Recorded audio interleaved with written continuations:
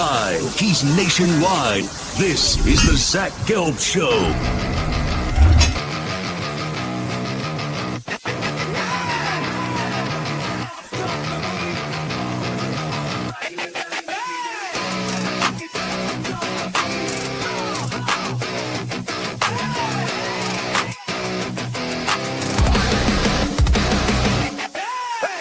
Here's your host, Zach Gelb.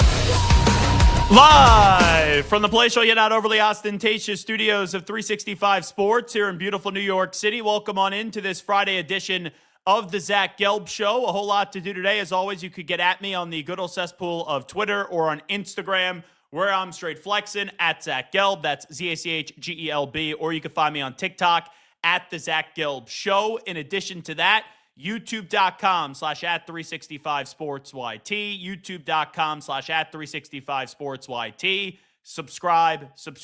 Subscribe to our ever-growing channel. Back in our Waco, Texas studios, Garrett Ross. You also got Logan. You got Andrew Valade as well. And we are here Mondays through Fridays from 2 to 4 p.m. Eastern Time, 1 to 3 p.m. Central. Coming up 30 minutes from now, UNC loses to VCU last night. I can't say it's a stunner. I think a lot of people are going to say, oh, it's a stunner. You have an 11 seed beating a 6. On this show yesterday, I was very confident in my one upset alert yesterday. I told you one upset pick. It was VCU. I thought VCU was going to beat UNC.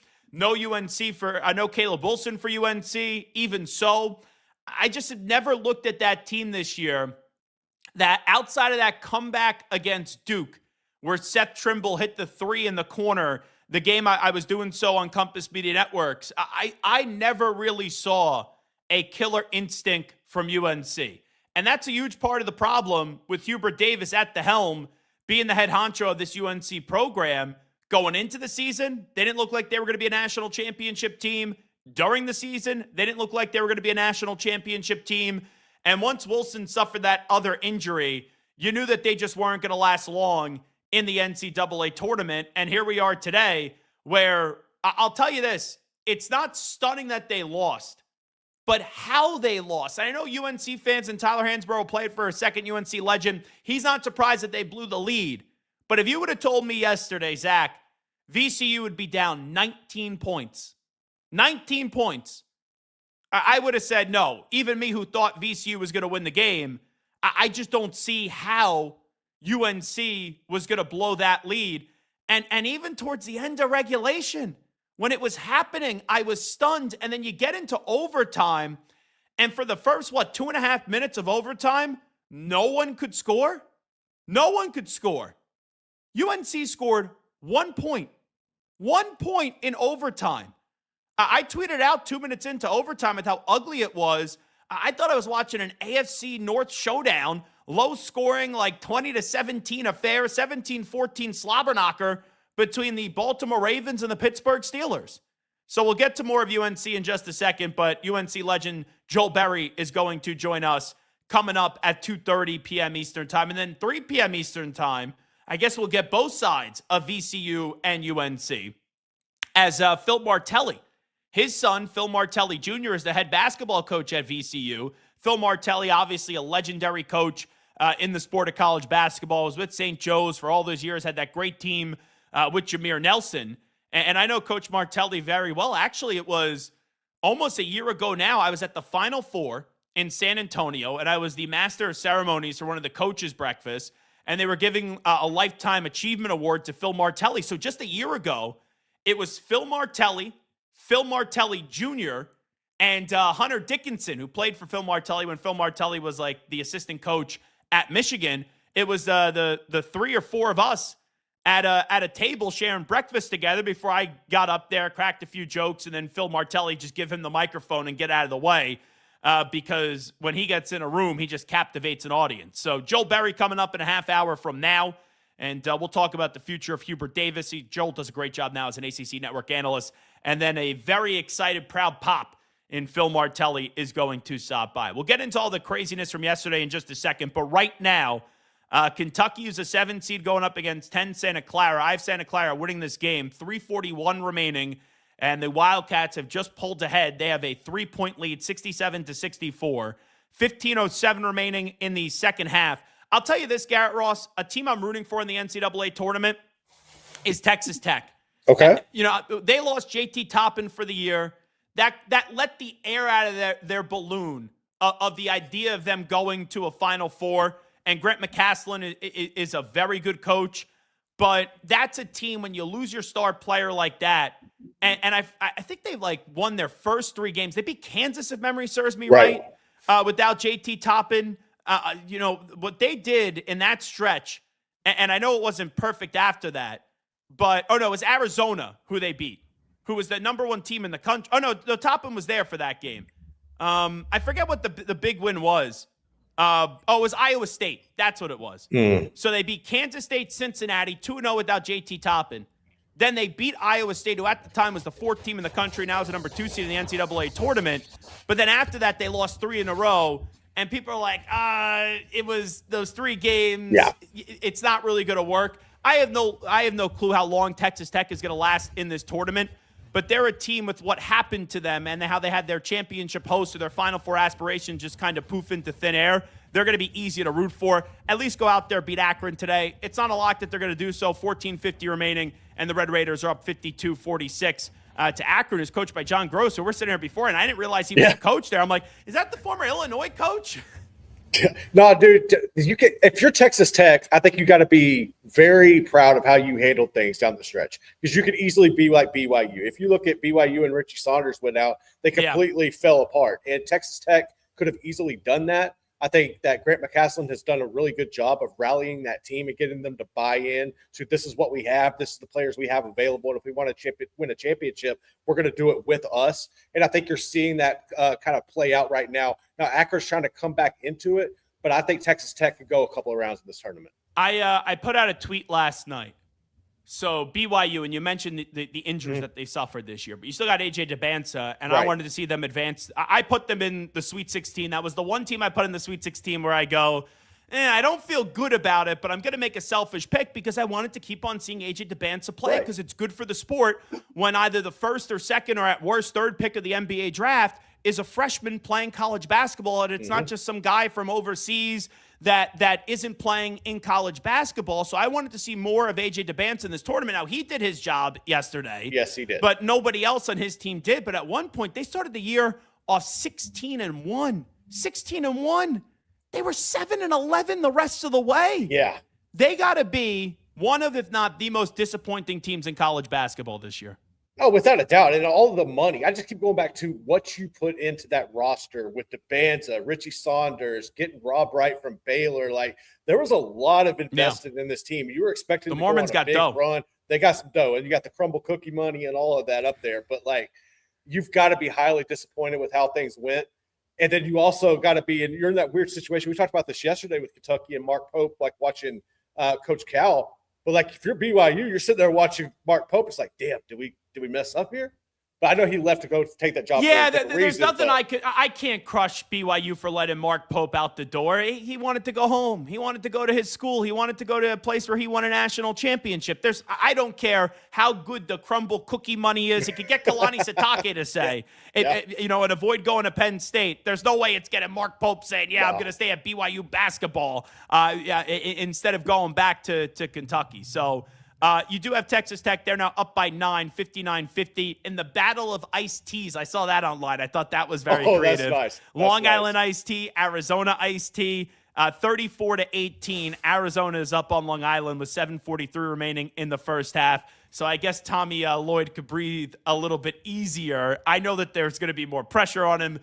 They're probably on that inevitable collision course. I would assume and hope that they do get to play Arkansas in the Sweet 16, and this is the opening round. That would be an awesome game, especially – I know I'm not going to go all crazy with an opening round game, how Arkansas looks, but we saw Calipari at Kentucky have some bad opening games to some schools that you would never imagine, like Oakland, and I think St. Peter's they also lost to. So that was good to see Arkansas continue to do what they did in the SEC tournament, but Arizona up 34-18. Wright State, it's early, 16-13 up against Virginia, 11:57 remaining in the first half, and then we got a bunch of other games that are going to be playing in college basketball today, and we'll continue to keep them monitoring to them throughout the show as we do end up talking to you until we get off the air at 4 p.m. Eastern time. Tennessee State, Iowa State, Hofstra, Alabama. Alabama obviously without their second leading scorer, Aiden Holloway, because he had 2.2 pounds of marijuana. Some may say that a pound could at least been from Garrett Ross. We don't know.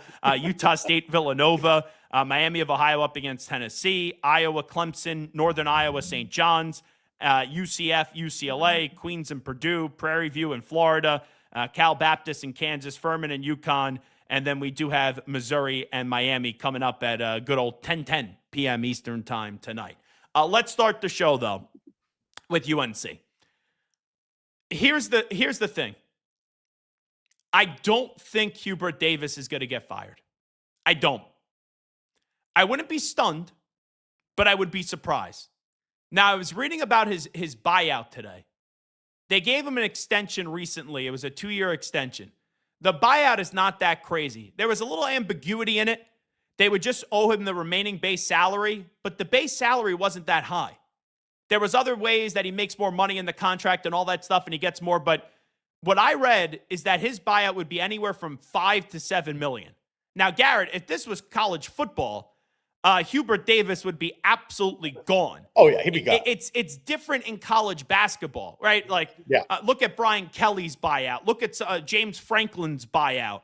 But for college basketball, the coach at UNC, and good on UNC for structuring it this way, I was shocked to read that it was like in that 5 to 6-ish, maybe 7 max buyout range for a guy that's extended through 2030. I was shocked it's that low. I honestly think you're going to see more of those, though. I think schools have learned, like, you can't do these extensive buyouts in this era where we got to pay the players and everything, and people are going to have to navigate these contracts. And then it crushes your funding, too, for NIL. Exactly, and that's kind of a glaring example, and you're starting to see coaches who are giving back part of their contract and stuff. So I'm not surprised given the current landscape, and I'm interested to see how many other contracts or programs have contracts set up like that with their coaches because of the strain you have right now in the current landscape. And let's also call it what it is.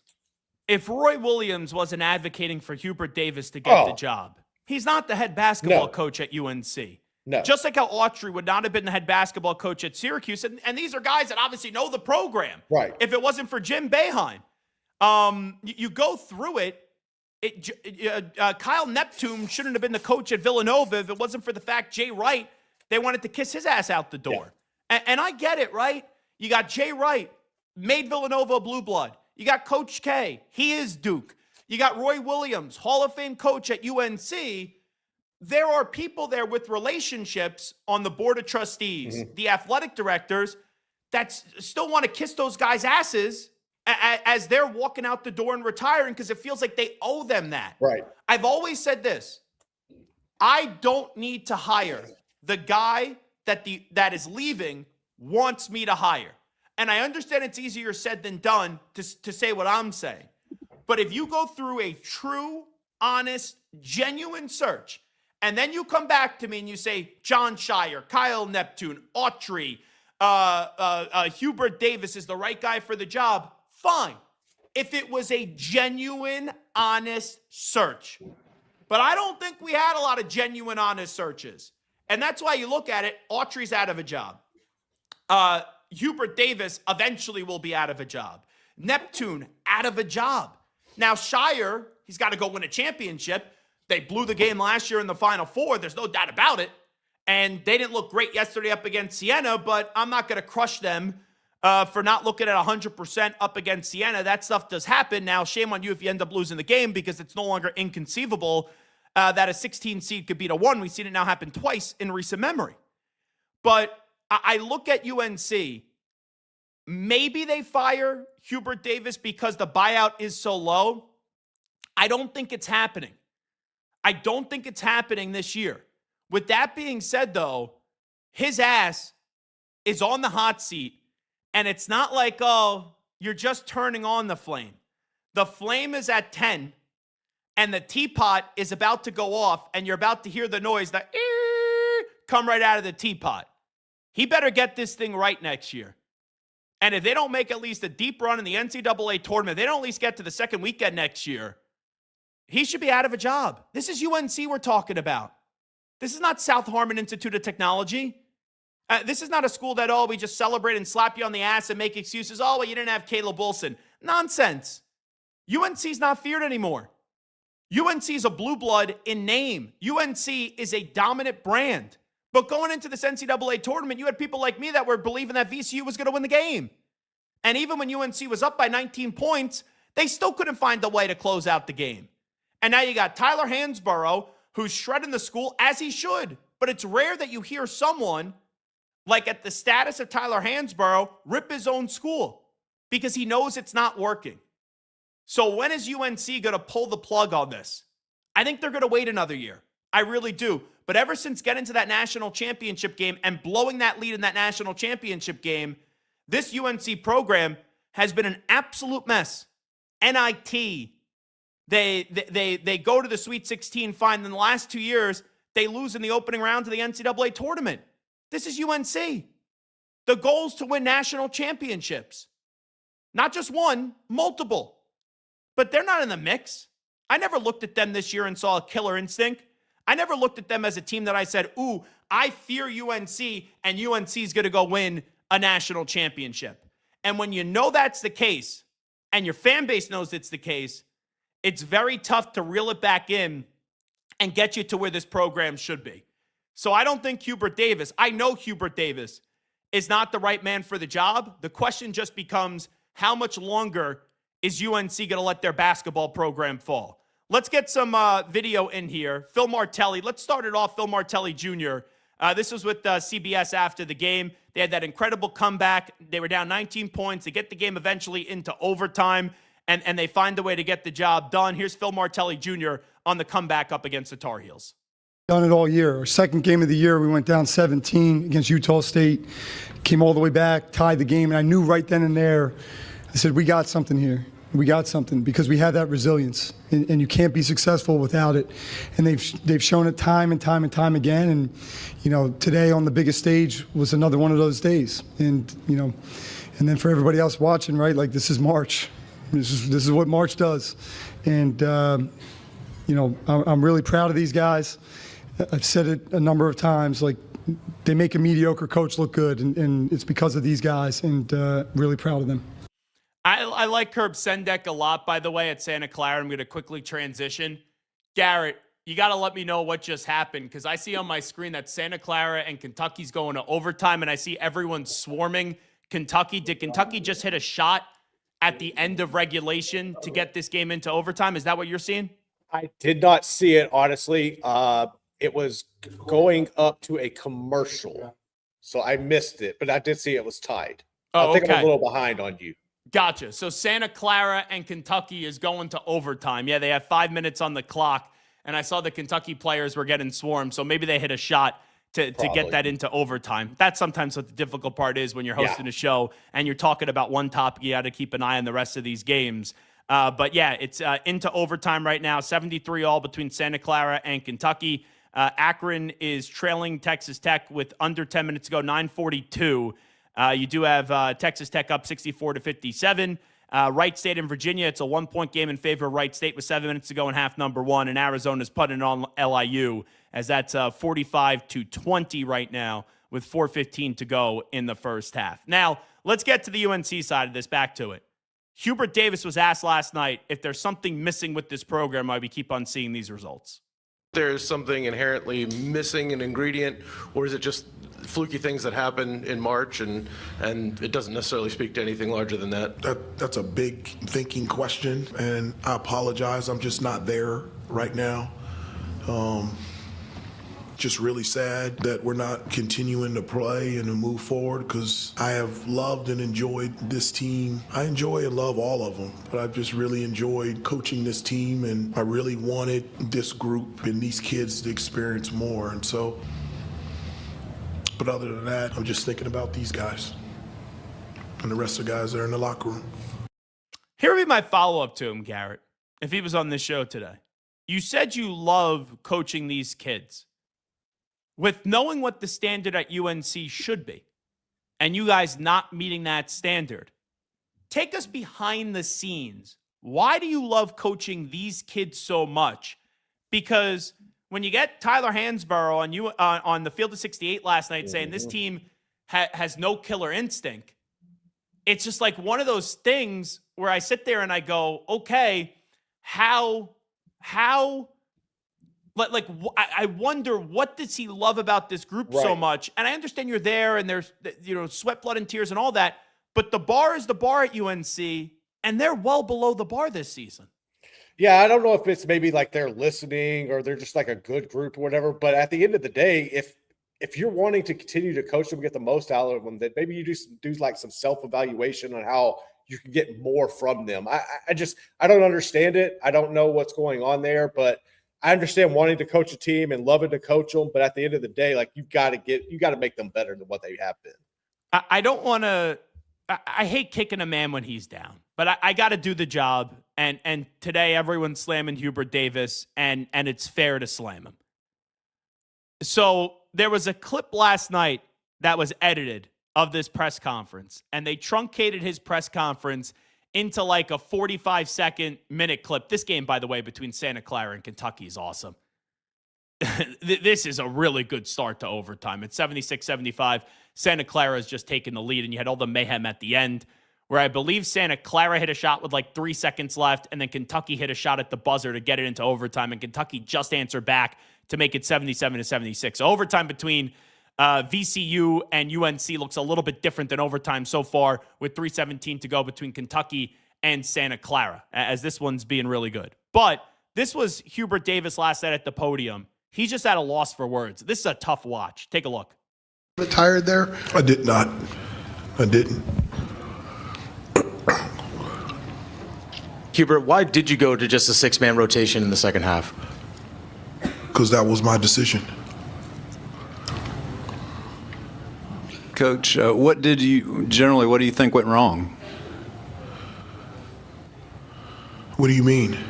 Oh, boy. Hubert, the free throws, again, as you mentioned, a little bit of an issue tonight. Why do you think that was such an issue for your team throughout the season? That's a great question. I mean, we work on them, and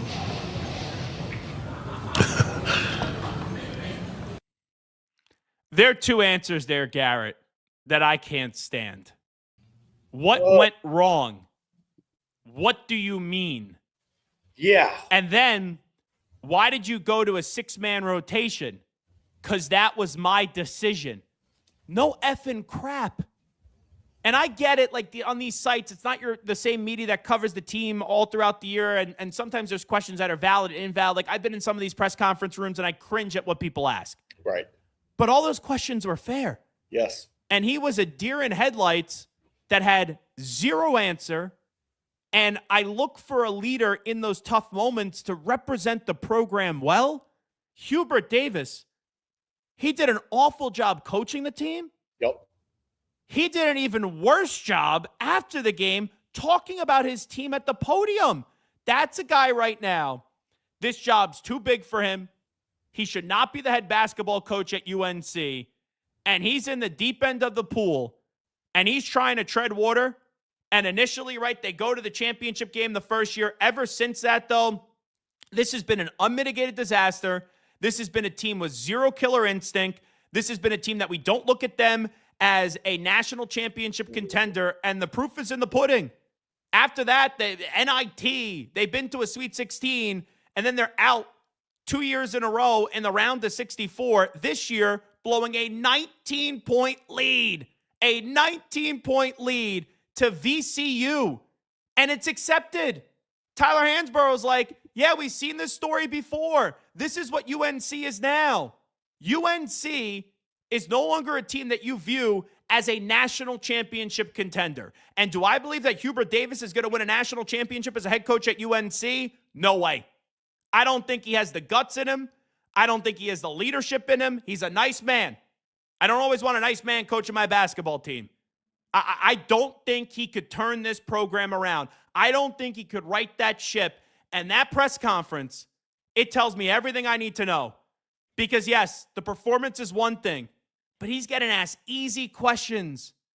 Easy questions. Why'd you go to a six-man rotation? Because it's my decision. Oh my God. Like, how do you describe what happened? What went wrong? What do you mean? What do you mean? That's what your response. What went wrong? What do you mean? It's an easy question, but he's got no answers. He's absolutely lost.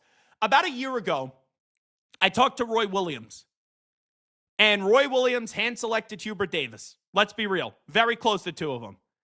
I asked Roy Williams a year ago what he would say to people that want Hubert Davis out as the head basketball coach at UNC. To today's version of the Tar Heels, there's a lot of conversation about someone you know very well in Hubert Davis and if he's still the right guy for the job. What do you say to people that are questioning that right now? I used to say this about Roy Williams, that I had more desire and more want to in my little finger, more passion than all the Court Carolina fans put together. Hubert Davis may hold up his left hand because he writes left-handed, but he has more passion and more concern in his little finger than all those people put together. He's the right person for the job.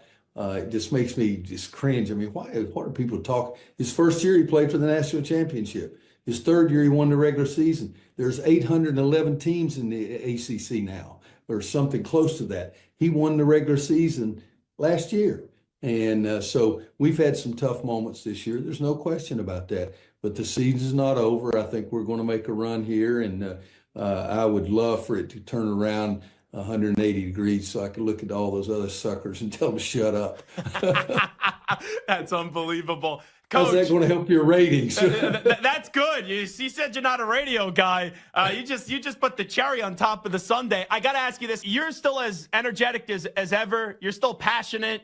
I think you get back on the sideline tomorrow and coach. Is that it, or are you actually done, or will you ever be open to returning to coaching college basketball? No, I'm done. You know, I had the best job in the world for Roy Williams as the coach at North Carolina. And, you know, I've had a lot of people ask and some people offer me other jobs. And if I was going to work, I'd still be on the sideline with a whistle. And but no, I'm done. I've only missed 2 home games in 4 years. I love watching the game. I love being around the kids, but no, I'm where I should be right now.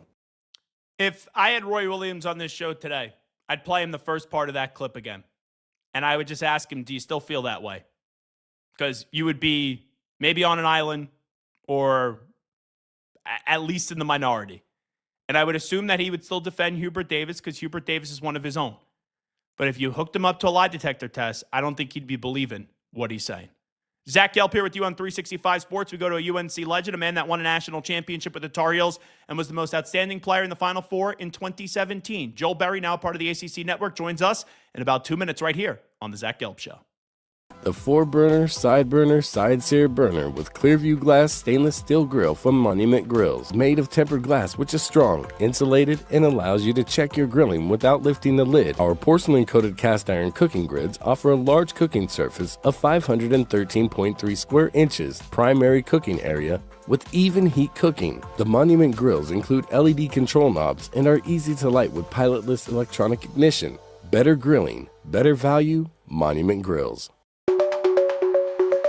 Protect your online privacy with NordVPN. Browse securely, access content from anywhere, and keep your data safe with military-grade encryption. Whether at home or on the go, NordVPN ensures your digital freedom. Stay secure. Download NordVPN today at nordvpn.com. That's NORDVPN.com.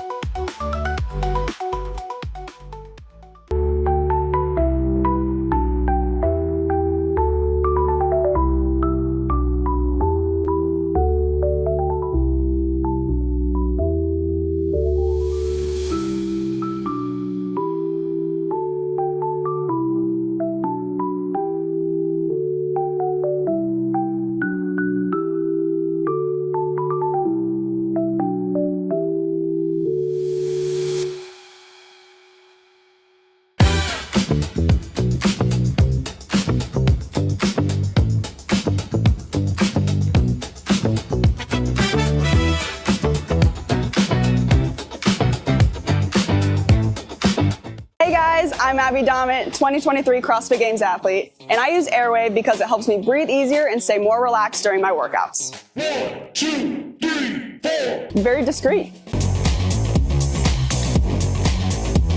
He's live. He's nationwide. This is the Zach Gelb Show.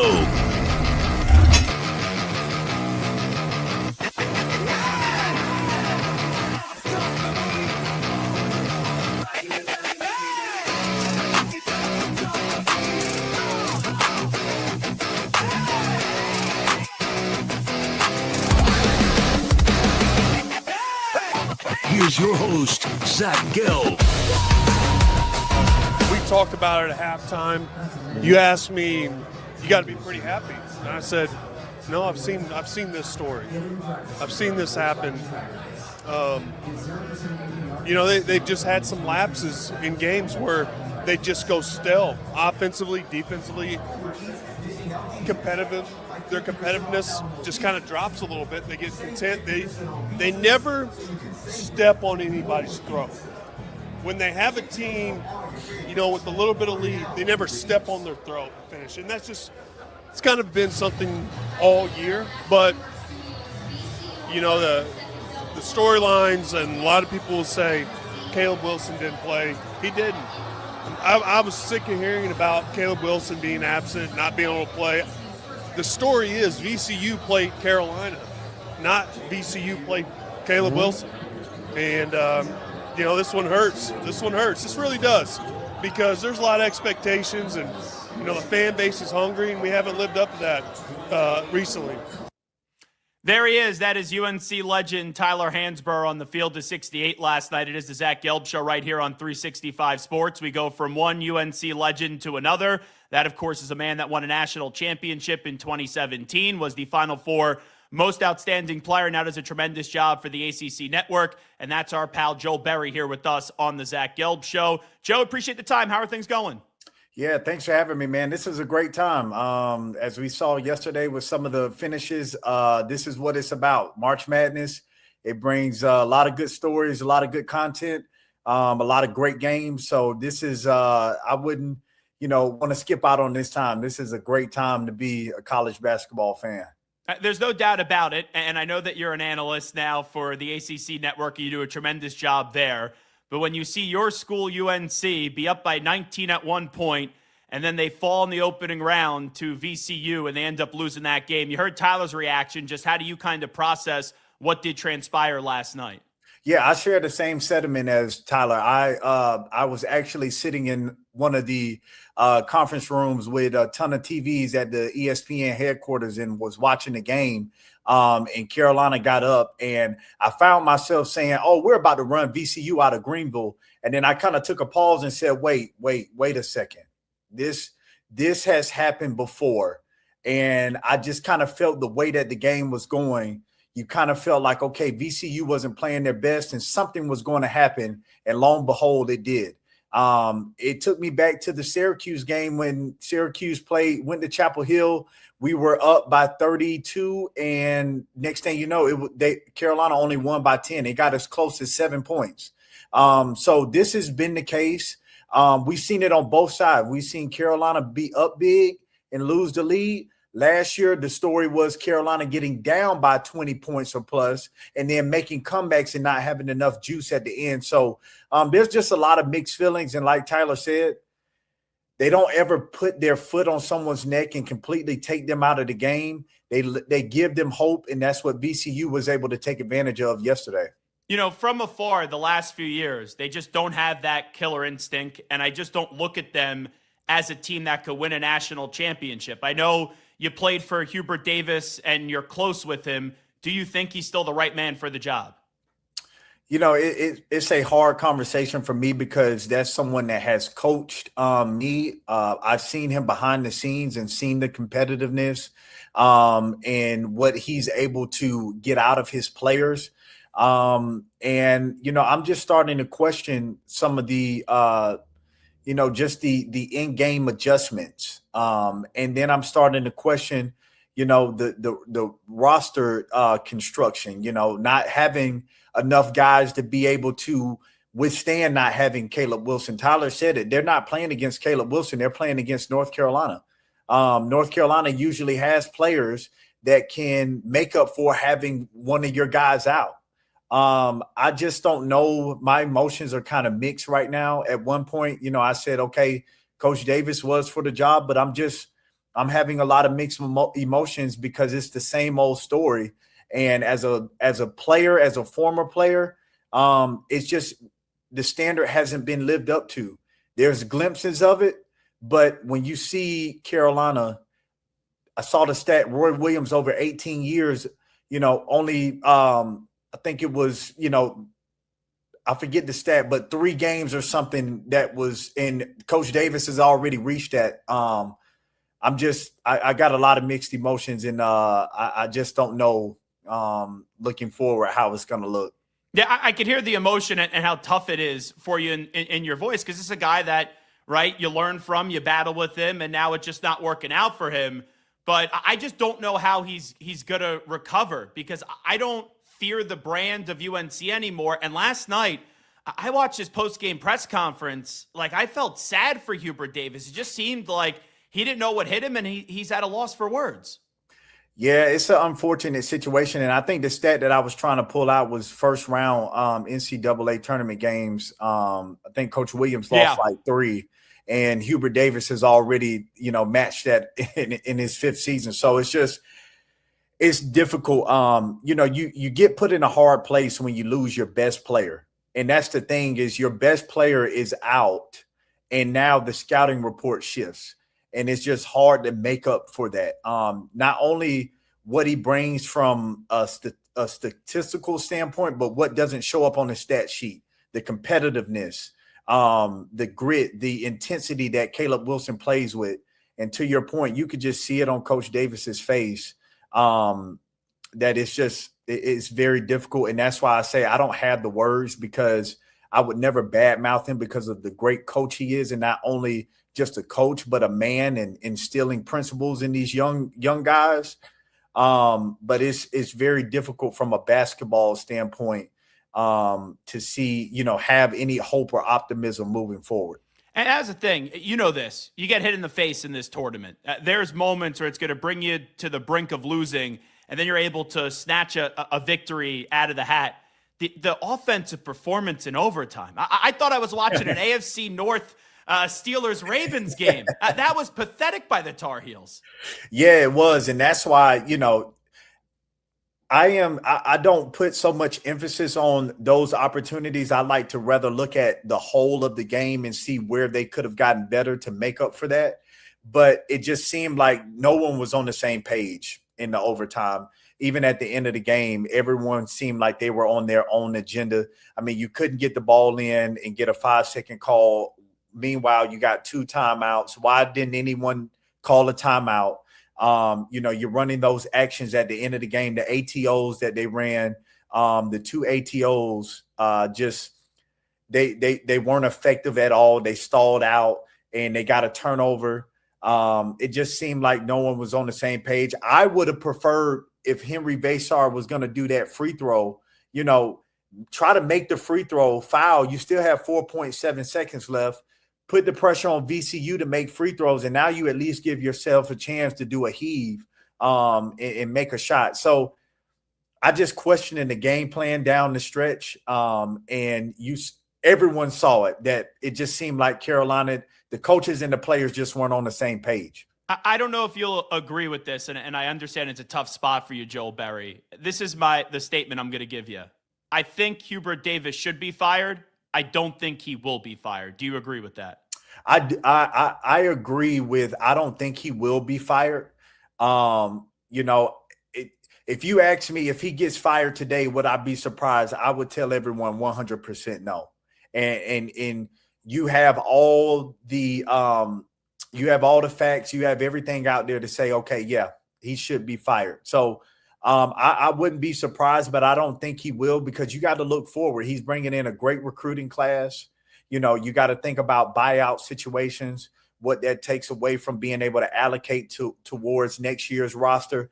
Those are some of the things that you have to think about. You just can't make a decision based on, the emotion right now. You got to sit down, lay all the cards on the table and see, okay, if we fire him, what will happen and what won't happen. Advancing forward to the rest of the ACC, because you do an incredible job covering all things college basketball for the ACC network. Yesterday, Duke did not look good. And it was basically a minute at halftime. Hey, we overlooked Siena, and that happens in a 16-1. Now a little bit difficult with seeing two 16s win in recent memory. I know Duke's dealing with 2 injuries. They have TCU coming up next. Jamie Dixon looked like they were cruising, and they had to pull a rabbit out of the hat. How concerned should Duke fans be after the opening round of the NCAA tournament? Yeah, I think you should be concerned, because my concern for this Duke team is the ability to be scouted easily, because Cam Boozer is going to have most of the usage out there on the floor, and now it's just like, hey, look, Caden Boozer had a great game. I'm not shying away from that, but Siena lived with him scoring 19 points, and they almost had an opportunity to win the game.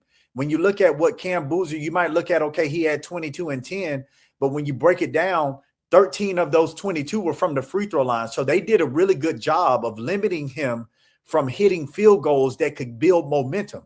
They allow other players to score. And you watched the same game I did. Dame Sarr shot a 3 from the corner, hit the rubber on the back of the or up under the goal.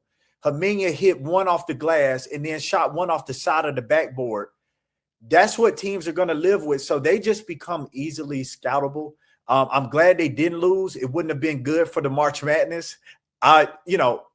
Carolina fan, yeah, I would love to see them lose, but for March Madness and the overall, I'm glad they end up pulling it out. Well, you know this, like when Virginia lost, then they came back the next year and it was a storyline and they got the job done. You guys lose to Villanova at the buzzer the next year, a great redemption story. I know it's different now with NIL and the transfer portal and all the one and dones, and the rosters aren't identical, but there are still a few players that were on that team last year and the coach is the same. That's what I'm curious about, is how you bounce back the following season. You did it. How were you guys able to do it, to go all the way and win a championship? Because I was there in Houston a year ago, or San Antonio a year ago, and I still couldn't believe walking out of that building what happened in the final minute, 45 seconds of that game. Yeah, I mean, when you look at it, you still Caleb Foster and Patrick Gomber were the ones that were on that team, and they're not even playing right now. So you don't even have the experience out on the floor. Malik Brown also was there, but Malik Brown isn't a guy that you rely on. He's a hybrid guy. He brings good intensity defensively. 6th man of the year, defensive player of the year. But he's not that guy, the go-to guy. The guys that you want on the floor are Caleb Foster and Patrick Gomber. They're the ones that can move the game for Duke, and they're not even on the floor right now. So it's hard to say, should this be a redemption story for them? It should, but it's hard to do it when you don't have your 2 guys that can really make an impact on the floor. And I think more than anything, it shows that they need Patrick Gomber and Caleb Foster. I look at Pat Kelsey. I was a huge fan of his, the last few years, and I was just waiting for him to get a bigger job. He gets it at Louisville. 2 years in, both years in the tournament now, gets the win yesterday, holds off USF, and that was without one of his best players in the freshman Michael Brown, who's going to be out this weekend. You get Izzo and Michigan State. This is a huge opportunity for Pat Kelsey to really get that national recognition. People in the ACC knows what he's doing, but if he could go beat Izzo, that's a huge national recognition moment. Yeah, that's a big-time moment, and I mean, congratulations to Pat Kelsey for getting his first NCAA win. Shows you how hard it is to win in the NCAA tournament, let alone just get there. And now all of a sudden, to get your second win, you got to go against one of the most prominent coaches in college basketball, and Tom Izzo, who does his best work in the NCAA tournament. It's going to be a dogfight. I played Michigan State when I was in the PK80, the first PK80 tournament out in Portland, Oregon. I felt like there were 10 dudes out there just roughing me up. It felt like one of those practices where the managers and the coaches come out there with pads and they're just slapping and hitting at you. That's how physical Michigan State is. It's going to be a hard battle. The reason why is part of the weakness of Louisville is probably down low. And Michigan State has two of the dominant bigs in college basketball, and they rebound the crap out of the offensive rebounds. They're 9th in the country. So they have to bring the battle. It's going to be tough, but I think this Louisville team has the toughness, and they have the ability to be able to knock down shots. And if Isaac McNeely, who is the X factor for Louisville, if he shoots the ball the way that he shot yesterday, watch out for Louisville, because that's where they get dangerous. When they're hitting shots, they can compete with any team in the country. You know, sometimes in a loss, Joel Berry, you could see something from a team that maybe change your perception about them. I wasn't really having Virginia on my radar, even though they've been a top 25 team throughout the season. But with their performance in the ACC championship game, I saw the spread was 6.5. I was like, lay it with Duke. And I ended up not covering. I lost some money, and I lost some of my friends' money on a bachelor party. They weren't happy. But I was impressed with their performance. And Ryan Odom, it's now a different feel with that program. Obviously, Tony Bennett was great for all those years. They won a national championship. They got Wright State today. What's your evaluation of Virginia in this NCAA tournament? Like, what do you think they could accomplish? Yeah, I think they're built for the NCAA tournament just because they have the depth that you need. You got to play every game, and every game sometimes presents something a little bit different. And I think they have enough pieces to be able to adapt to the game and what's needed for that particular game. And then they also have the bigs. Like, not a lot of teams can press the refresh button if your starting big has to go out of the game and put another 7-footer that may be better at blocking shots than your first one. Not a lot of teams can do that. And then their just ability to guard you 94 feet. It's nothing that, they're not trying to put a lot of pressure on you, but it changes it up. It makes you slow down a little bit. It changes the way that you get into your offense. And in a different way, it's still the Virginia way. Virginia played differently. This is a different type of pressure that Virginia brings. So I think the way that they're built to win in March, just because they have so many different pieces. And Tess DeRitter, is one of those stretch four guys that you can put on the perimeter and invert your offense and play make from the perimeter. I just like the way that this team is built defensively, and then offensively, when they're making shots, they're hard to beat. I love Coach Larinaga, but it was time for him to move on. We know Miami isn't this legendary basketball program, so I didn't know what to expect. They go out there, they get Coach Lucas, and now they're in the NCAA tournament. What a turnaround it's been in just one season. They got Missouri coming up late tonight. How about your impressions on the Hurricanes? Yeah, it's been one heck of a turnaround in what Jay Lucas did, not only building an entire new roster, but also doing it with an entirely new coaching staff as well. It's been very impressive what they're able to do, and their strength is dominating you in the paint, invading the basket. That's what they do. The only question mark for them is can they get enough perimeter shooting? Trey Donaldson has kind of been that consistent guy. Dovrat at the end of the year has come on to give them some perimeter shooting, but can it be consistent enough to allow Malik Reneau and Erdis Ude Jr. to be able to operate down there in the paint? They get like 50-something percent of their points in the paint. So the only question is, can they hit those shots to be able to keep teams honest? And they're going against a Missouri team that does the same exact thing. So it'll be a slugfest out there against those two. These 7, 10, 8, 9 matchups, they always seem like they go right down to the wire. Those are usually where people pick the upset because it's closer in margin. Usually the spreads are about like 2.5. Clemson being an 8, Iowa being a 9. How do you kind of break down that matchup, what the Tigers could do tonight? Yeah, this is going to be one of those games. If you like high power, offenses that get up and down and shoot, you might want to turn the channel because it's not going to be that type of game. These two teams, they slug it out. They have two of the slowest paces in the country.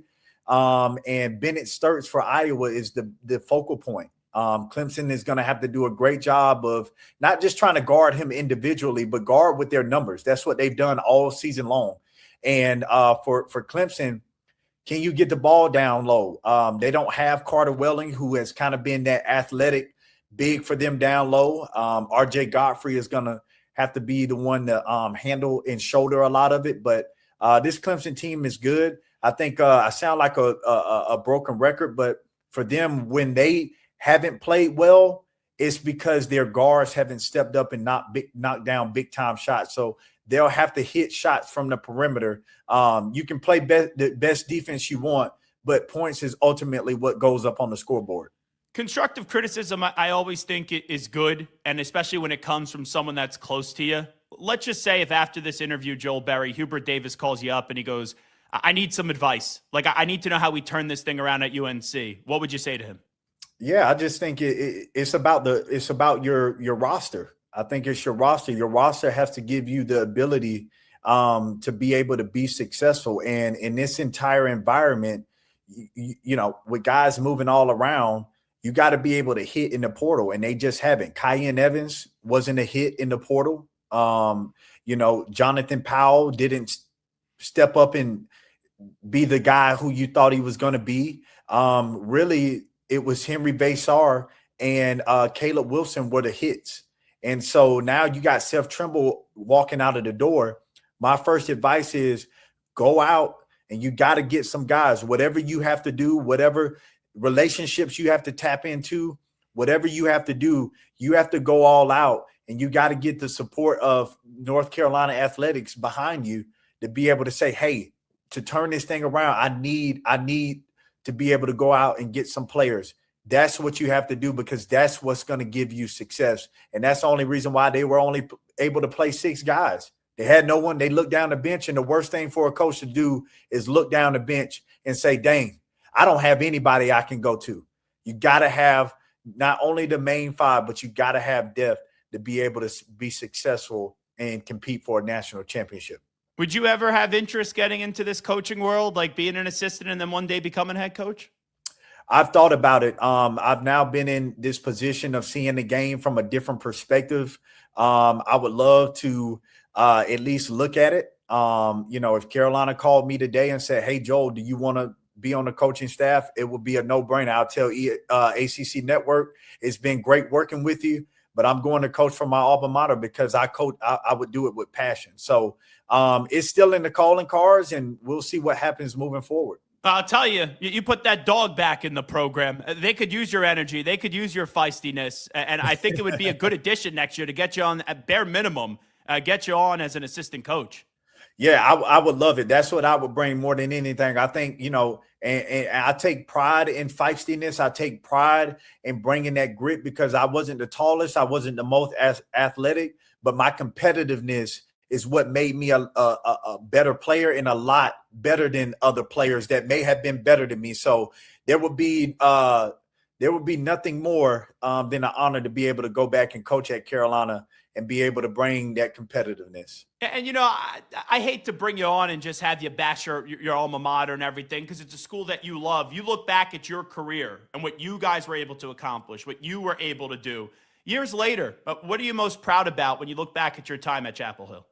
Yeah, just, you know, everyone wants to have that competitive spirit, and everyone lives and breathes to try to get to a national championship. I look at some of these coaches and I'm like, they've never been to some of them haven't been to an NCAA tournament. Some haven't won any. Some don't even know what it feels like to walk up into a Final Four. And I had the pleasure alongside some of the great players that I played with to experience 2 of them in 4 years.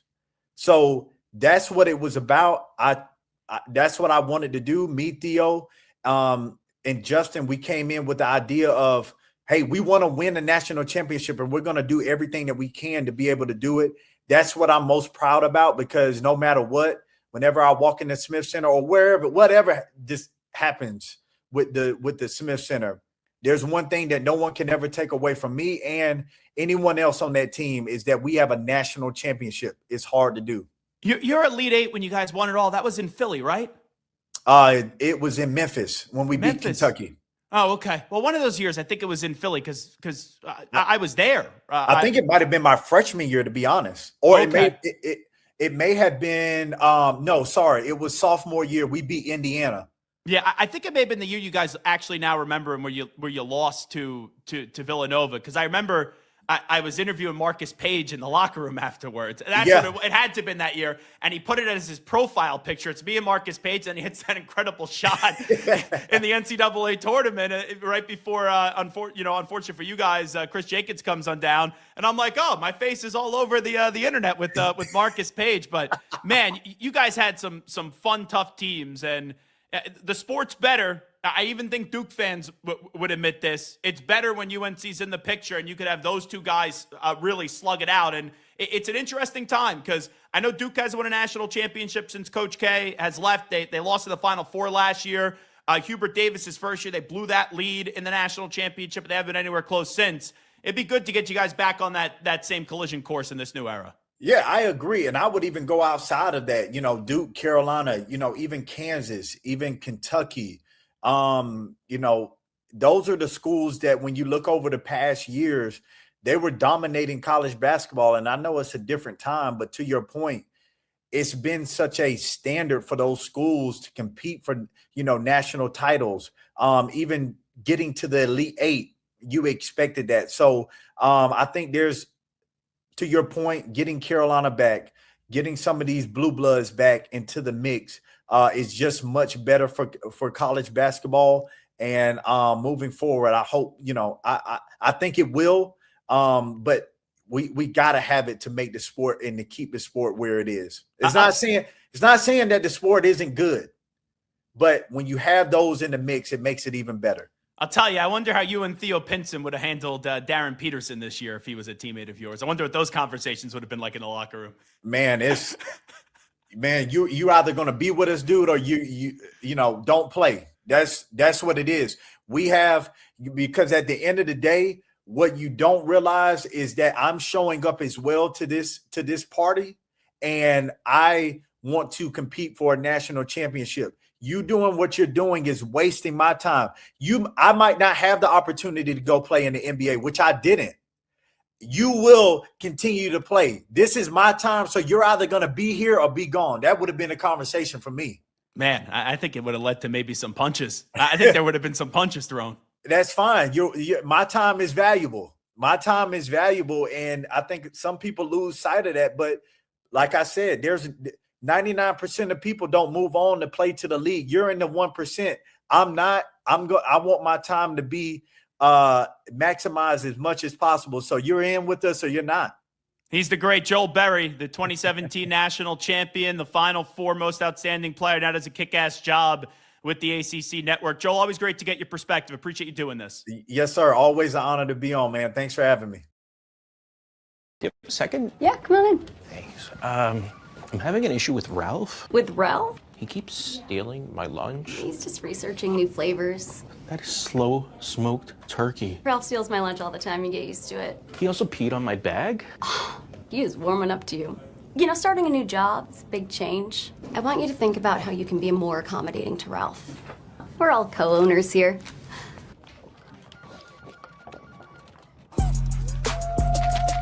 If I'm only wearing one suit this summer, it has to be Tuileries Performance Linen. It's wrinkle resistant, machine washable, and built with stretch and breathability that actually moves with you. It'll keep you cool, sharp, and stress-free at your next event.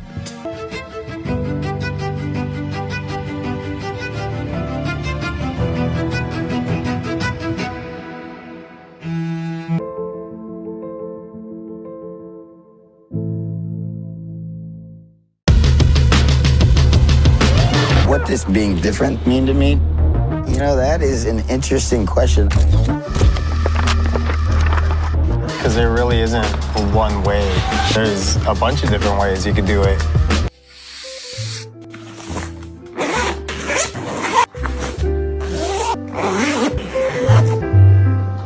But love is passion. Something you can't live without. What do you want? What's that really good non-alcoholic beer I keep hearing about? Do you have that really great non-alcoholic beer that I keep seeing? You mean athletic? You're looking at it. It's athletic. Ask for it. He's live. He's nationwide. This is the Zach Gelb Show.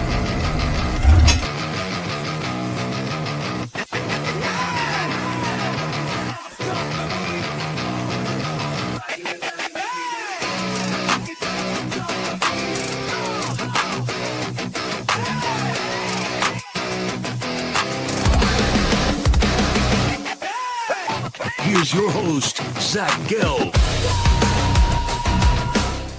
Alrighty, welcome back in. It is the Zach Gelb Show right here on 365 Sports. We got two games in action right now. 15:55 remaining in the contest. Arizona 1 seed. A lot of pressure on Tommy Lloyd this year. I would love to see them eventually get to the Sweet 16 and play Arkansas. That would be a phenomenal game with Koa Pete and Braden Berries. You have the Wildcats up 61-34 up against LIU. Upset alert. It's halftime through the first 20. Wright State, a 14 seed. They're 23-11 on the season. They're going up against Virginia, who is 29-5. Wright State has a 43-38 advantage. And then we do have two finals. Earlier today, Texas Tech went on a big run at the end of the game. They beat Akron. And we'll get to Coach Phil Martelli in just a second, as Texas Tech did beat Akron by a score of 91-71. And then how about the end of regulation between Kentucky and Santa Clara? The Wildcats, they do hold on in overtime. Herb Sendek is a tremendous coach. At the end of that game, with about 12 seconds to go or 10 seconds to go, Santa Clara makes it, or Kentucky ties it up at 70-70. Then with 2.4 seconds left, Santa Clara hits a three to go up 73-70. And then Owe basically hit a half-court shot to make it 73-73. That gets the game into overtime right at the buzzer.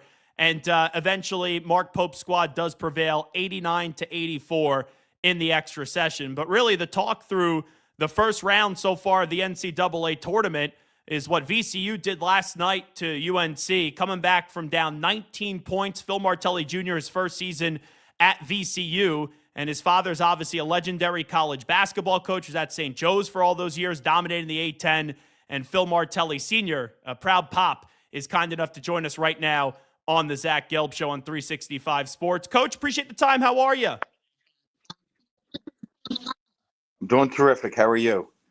Well, I'm sure you're doing fantastic. How'd you process that one last night? That was I was so happy, and obviously knowing you and your son and being with you last year at the Final Four as you were getting honored, and we had a nice little breakfast. I'm sitting on my couch, and I'm going nuts pulling for you guys to win. How did you kind of process that in the stands?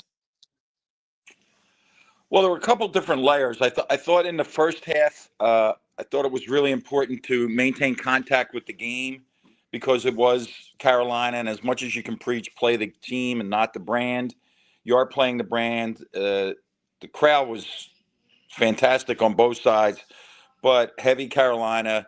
Their big guy was terrific early, and VCU missed 4 layups. So to come out of the half down 11, we're like, oh, okay, well, we can get some contact. Then when it got to 19, you start thinking, well, can we get it to 10 with 10 minutes left, and then 5 with 5 minutes left, and see if we can make it a 5-minute game? And they did. They met those benchmarks, and their defense really picked up. Carolina missed some shots that they would normally make, and again, playing without Caleb Wilson, who is an All-American. But the atmosphere, the energy was second to none that I've ever experienced. And for them to hang and hang and hang and then get a layup, they get a layup and then cause a turnover at the end of regulation. And I thought, well, you know what? If they can get this ball to Terrence Hill, he's made every shot. I didn't realize till afterwards that they had shot 62% in the second half. Then they turn that ball over. Seth Trimble comes down, and the same shot, exact same shot that he beat Duke with was the shot he had lined up, and it went long. And then overtime, both teams were exhausted. VC only made 2 baskets in the overtime, but just so proud of both of my sons, Philip and Jimmy, and the staff, and these players. They've done this all year, though, Zach. They were down 17 to a Utah State team everybody knows is really, really good. Neutral site. They came back, tied the game, gave up an offensive rebound with 2 seconds left to end up losing that game, and then missed 2 free throws that would have tied that game. And every time, down 7, come back, trail a little bit. The only 2 games where they gave in was at St. Louis and at George Mason. So, sometimes you walk out and say, a win is just a win. That wasn't the case. That was a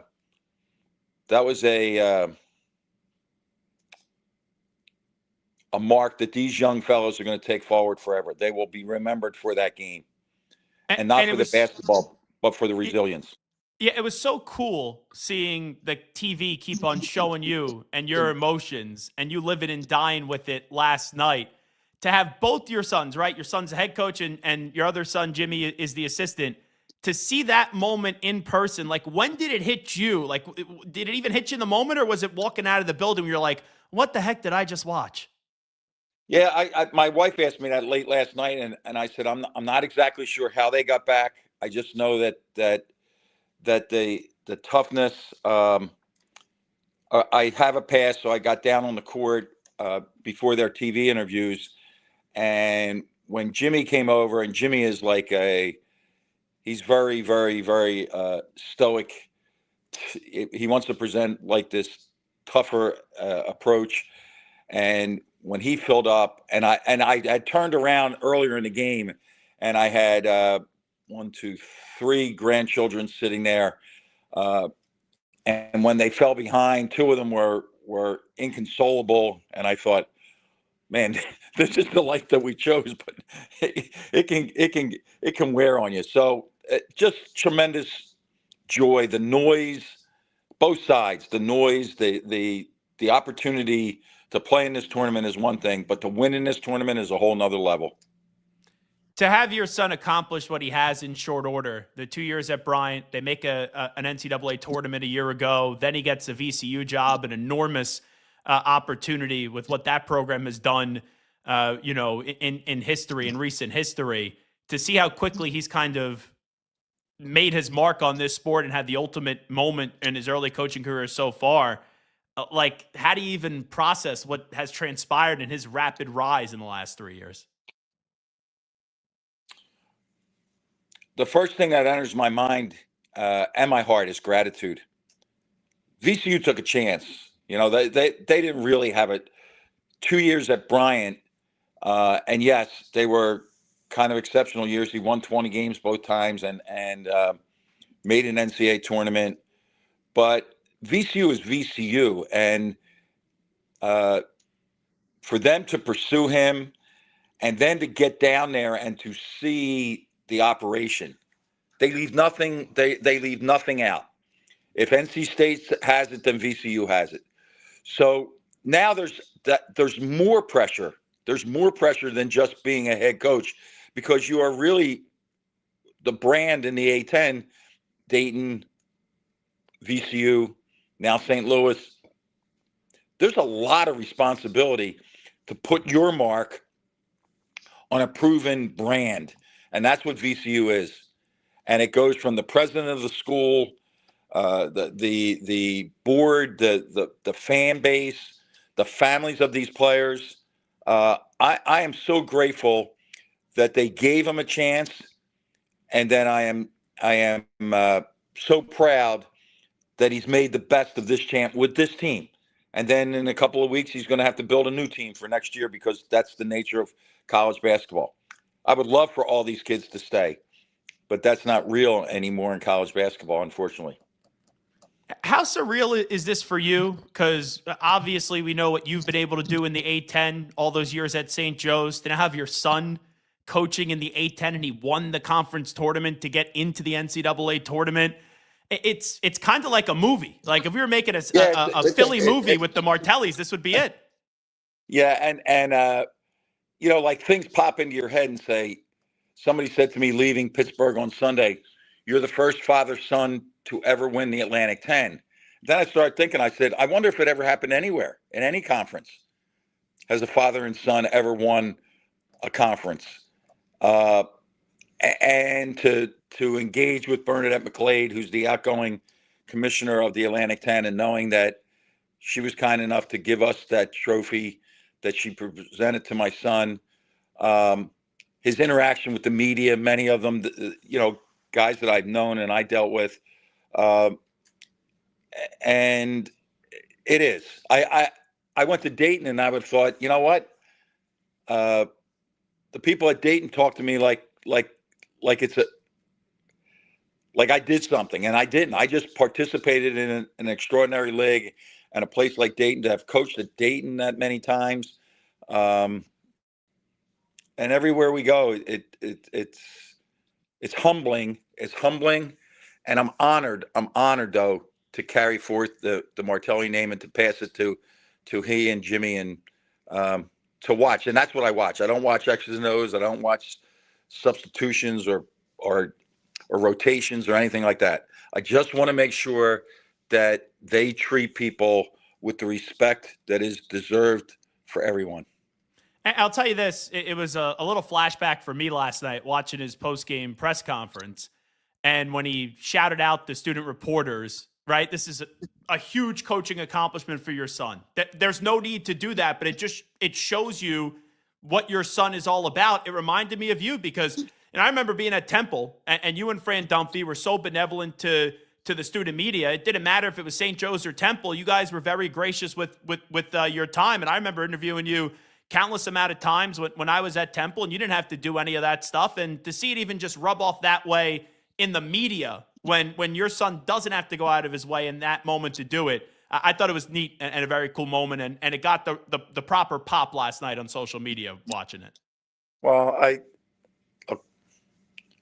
treat people nice. You know what I mean? Just treat them right, and it comes back to you. And that's not why you do it. It's not you. But when you give in life, you get more than you give. And it's not a reason to do it, but it is a fact of life. If I would have told you last year when we were at the Final Four and we were honoring you that your son would win a game in the NCAA tournament next year in his first year at VCU, what would you have told me? Well, because it was VCU, I'd say, yeah, I could understand that. I could see that. Now you'd have to tell me how the year went. And Zach, I read yesterday about High Point not having lost a game in 90 days, and I went, wait a second, VCU's like, they're now 17-1 since January the 10th. And there can't be a lot of records better than that. Miami of Ohio is something and 1, and High Point is something and 0. And it's an unbelievable accomplishment because since January the 10th, they have been on the proverbial bubble. They were 11-6 on that day. And one more mishap, and they are not in the mix for an at-large. They would have to straight up win it all. And if it downslides when you're 11-6, having had 2 straight losses to St. Louis at home and George Mason, to see it today, to still be practicing, and I compare it this way, Zach. Whatever number of guys, I think it's 128 golfers in a couple of weeks will start out on Thursday and Friday, and they will play in the Masters. And then guys will be left Saturday and Sunday, and they will compete for the Masters. That's what VCU did last night. They were in the tournament, and they were playing in the tournament, and it's a tremendous success story to be in this tournament. But once you pass that first game and win it, you're now competing for the NCAA tournament. And man, what a feeling. As a coach, and your players, right, they could have a chip on their shoulder. They could believe it. It makes it easier. But when you're going up against a program like UNC, for example, and you're down 19, like no one's giving them a chance. Like, how do you find that gear? Because we see a lot of times in this tournament, incredible upsets. Other times, teams that are seeded 11 or 12, they go up against a big brand and they just don't play their game. To be down 19 and to come on back, it takes an extra level of resilience. And it's what they've done all year. Yeah. It takes exactly what they done all year, and it comes from practice habits. One thing that my son has watched forever is that I believe practices need to be competitive. If you're stretching, I get it. Everything other than that, foul shooting, situational play, game shooting, defensive situations. It should all be competition. It should all be competition. And they've done that since since June 1. That's one thing. That carried forth. That showed out when they kept going, down 19, down 13 with 7 minutes left, the whole bit. The other thing is the messaging was delivered. They played North Carolina, the present North Carolina team. They were wounded without Caleb Wilson. That's who they played. They did not play the brand North Carolina. Michael Jordan wasn't lacing them up. James Worthy wasn't lacing them up. Vince Carter wasn't lacing them up. Taylor Hansborough was not lacing them up. Not knocking these players. They have pros on their team, North Carolina. But you had to stay zeroed in on the 5 dudes that have Carolina are playing the 5 dudes from VCU. Not the history and not the ghost. How stressful is that for you? Because, right, as you're a coach, at least you have some control. When you're just in the stands watching your son. It's exhausting.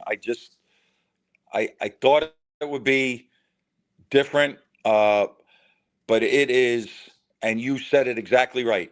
I used to be a ball of nerves up until I got to the arena. I said my prayers. I went out on the court and then said, okay, I can bark at officials and use my substitutions and use my rotation. And I would use up energy that way. But now sitting over there man, I have a great appreciation for coaches' families and especially coaches' wives to do this night after night after night, and with the idea that somebody's going to catch you, and if you say the wrong thing or make the wrong face, people will run with it. So it's stressful. It really is. I remember one of those years where your grandson was all over the screen. Now you're all over the screen. When the Martellis get in the tournament, man, you guys are must-watch TV on those sidelines. Well, Zach, I'm going to lay this on you. If you pan behind their VCU bench, my 16-year-old grandson, who was 4 at the time, wow, he's now sits over there with the managers. He's a sophomore in high school. He plays at collegiate school in Richmond, Virginia. He's probably about 6'1", and he's up all night on these trips. He's up all night. He's breaking down film with the analytic people. He'll be the next generation. He's in. There's no, and people say, oh, you got to talk him out of it. Are you kidding me? Are you kidding me? Talk him out of it? Why? Like, why would I talk him out of this profession where you can impact others' lives, you can create memories for a lifetime, and you have lifelong relationships? Beats work. It's pretty damn special. What was it like coaching your son at St. Joe's? Just wondering. Well, it was easy, to be honest with you. I always knew this when talking with others that had done it. They either have to be the best player or the worst player. He clearly was not the best. But he came every day. He wanted to learn how to teach and coach. And I said, well, then come with me and we'll show you, how we think it's done. Now, the way that we do it is vanilla ice cream. You might like to do it chocolate ice cream or buttered pecan or strawberry or something like that. But at least start with this, with the idea that we want you to learn. And I've always said this.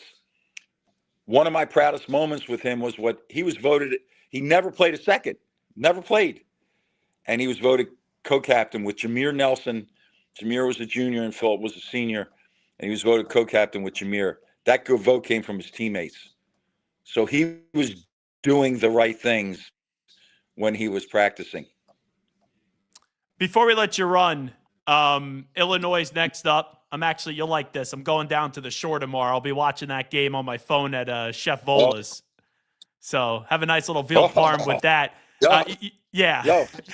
Hey, listen, Zach, I don't care what you get for the entree, but ask them for half of it because you must. It's a must at Chef Vola. One thing, man, the desserts are ridiculous. Yeah, phenomenal. Right? Yeah. Well, the good thing is you can take everything home, and we'll There be you with go. three other people. So we'll order a lot. We'll have it for 2 days. But tomorrow up against Illinois, you're right. You win one game, and then boom, who knows how far you could take it.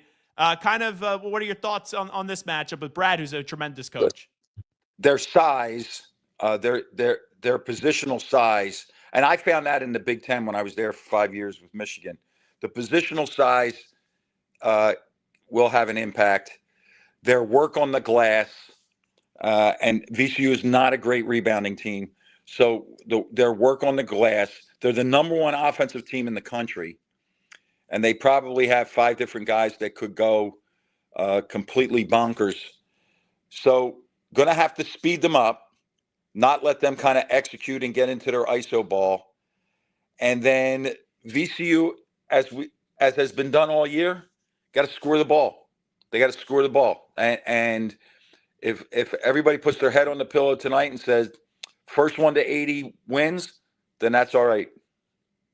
I'll tell you this, and everyone acts like an expert this time in the RB Lion T if I say I watch VCU all throughout the season. I did watch him in the A-10 tournament, but Terrence Hill Jr., that kid could play, and now you get a game like that in the tournament with the shot he hit, what he did, that's a name that could catapult in this tournament. You've watched him, obviously. You watch every game. I know you, watching your son. Just kind of take me through this kid's journey a little bit this year. Well, it's phenomenal because he didn't play much last year as a freshman. He stayed, and it's not like he's from Washington, D.C. He's from Portland, Oregon. But he stayed.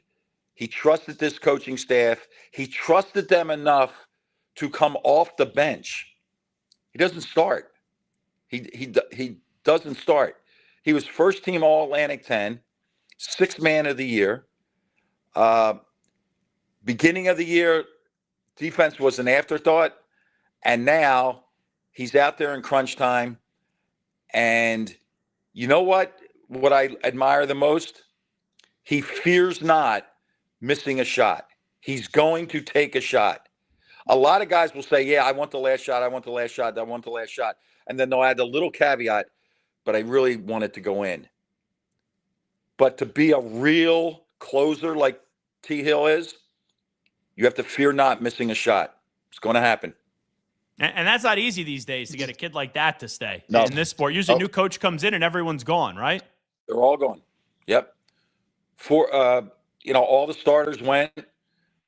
The coach made a great jump to Virginia. Wonderful guy. And the guys that stayed, backcourt, Terrence Hill, Brandon Jennings, Mike Bell, they believed and they trusted and they've delivered. By the way, I saw you on social media yesterday before the game, and I know you mentioned Portland, Oregon, where Terrence is from. That clip of you with the reporter in the NCAA tournament at St. John's where he has his foot up and you're asking him if they have weed here. Legendary clip. But the whole he not only did he have his feet were over the back of a chair, if you can envision this picture, and he was laying on where we would normally sit on the chair. He was laying. It was about, I don't know, maybe it was 11 or 12 o'clock Pacific time. And I was just amazed and he was just firing off questions like this is normal. So, yep. Well, I'll tell you, if you do indulge in that, get a salad, prosciutto mozzarella, little peppers, pasta and clams, veal parm. That's the order from Chef Ola's. And then I like the banana cream pie, Coach. I think I got everything covered there, right? Well, the only way I would alter a little bit is if they have carrot cake, they could send that to me 365. Interesting. All right. I'll have to try the carrot cake tomorrow. I'll let you know what I've never had the carrot cake there. Oh, yep. Well, Coach, and I know I don't have to tell you. I know I don't have to tell you, but you're a veteran. It's old school, so bring cash, brother. Yeah. Don't get hit with that 3% credit card fee. No doubt about that. Phil Martelli, hey, I'm going to be eating veal parm tomorrow. I'm going to be rooting on VCU. Hope your sons get it done. Really appreciate you jumping on board. Zach, thank you for everything, and always a pleasure to join you. You got it. There he is, Phil Martelli Sr. And I was even communicating with his nephew last night during the game, Jared Phillips, who's in the media, and he's a college buddy of mine. I love Coach. Love him. And he's a St. Joe's guy. It's tough for me to say as a Temple guy that I love a St. Joe's guy, but just being in that fraternity, in that college basketball world as a college student in the Big Five, and not all the coaches operate this way, but Fran Dunphy and Phil Martelli, first class. First class human beings. There's no doubt about that. Garrett, can you imagine what it's like for him? Oh, no. Like, he has become, right? We all know what he did at St. Joe's, and then he goes to Michigan and is basically there with Jawan Howard. Mm-hmm. And then this is pretty much it for his coaching career. You have two sons coaching. One was at Penn State. Obviously Phil gets this opportunity after the whole Bryant situation happens. He's the head coach. There for 2 years, makes the tourney last year, they lose. Yep. And then this year, you beat UNC. Yeah. And he's got his grandson who years ago was 4 years old. Now that kid's going to be a coach down the road. And most people be like, oh, don't get your son involved in this profession, right? Oh, I would. And look where we are now. I think it's smart, dude. I like Brad Underwood a lot. He's been good to me. I am pulling for VCU. Oh, I would love to see VCU pull off that upset. That would be great. How's your bracket? Because I do have VCU beaten. I had VCU winning yesterday. I got VCU beating Illinois. Yeah. I get them getting dropped in the, what would that be, Sweet 16? So I had them, to Houston, I believe, losing? I'd have to check, but yeah. Yeah, I think so. So I had them losing this round, in the round of 32, to Illinois. I did think about having them win that game, and then I'm like, I'm being too much of a homer just because I was at breakfast with the Martellis last year.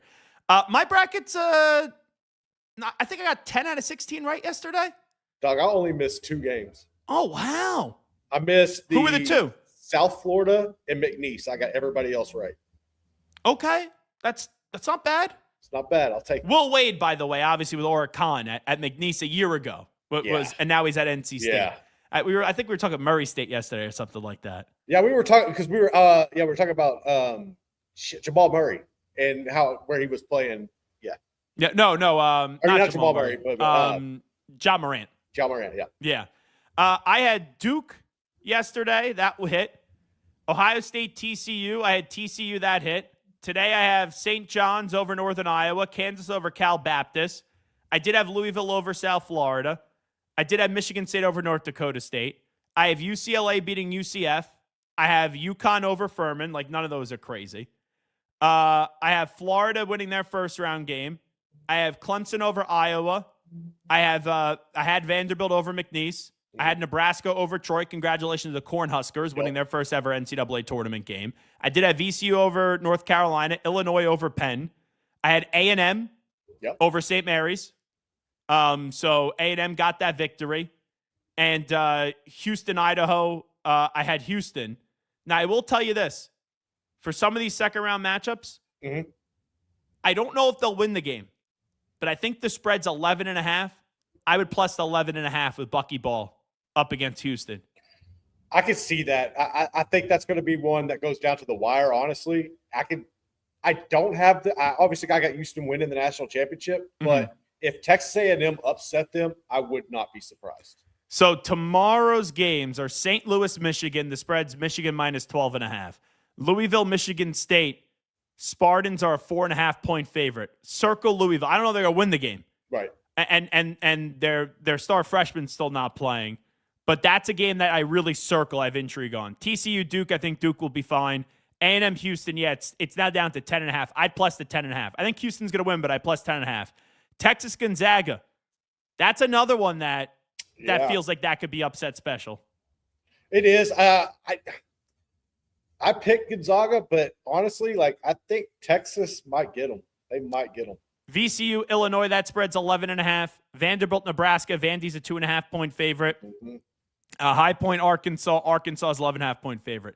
I'll tell you this, and I'll probably be gambling a bit tomorrow. It'll be down at the shore. The 2 games that really interest me tomorrow in terms of betting. Yeah. VCU plus 11.5. And I get it, right? They were down 19 up against UNC, so maybe they do get blown out of the building. But I'll take the 11.5 points there, and I'll take the 10.5 with A&M. Those are just two that jump out. Now, to tell you the rest of my first round of the bracket, because I gave you the whole left side. The right side, Arizona over LIU. That's 80-49 with 4:29 remaining, so we're good there. I have Utah State beating Villanova. I had Wisconsin beating High Point. We'll get to High Point in just a second because they did get the win. So wrong there. Arkansas, Hawaii had Arkansas. Did not do well with BYU. BYU was the one Sweet 16 team that I had to go down yesterday. Yeah, I was selfish there. I just wanted Debanza there. Gonzaga, Kennesaw State, I had Gonzaga. Miami, Missouri, I have Miami tonight. Purdue, Queens, I have Purdue. I had Michigan obviously winning their first round game. Georgia, St. Louis, I picked Georgia, so I was wrong there. Texas Tech, Akron. Texas Tech did win, so Texas Tech advances. Alabama, Hofstra, I do have Alabama. Tennessee up against Miami, Ohio, I do have Tennessee. Virginia, Wright State. I obviously picked Virginia. 11:08 remaining in this one. Wright State, a 14 seed, up by 2. Yeah. 60-58 up against Virginia, so we'll keep an eye on that one.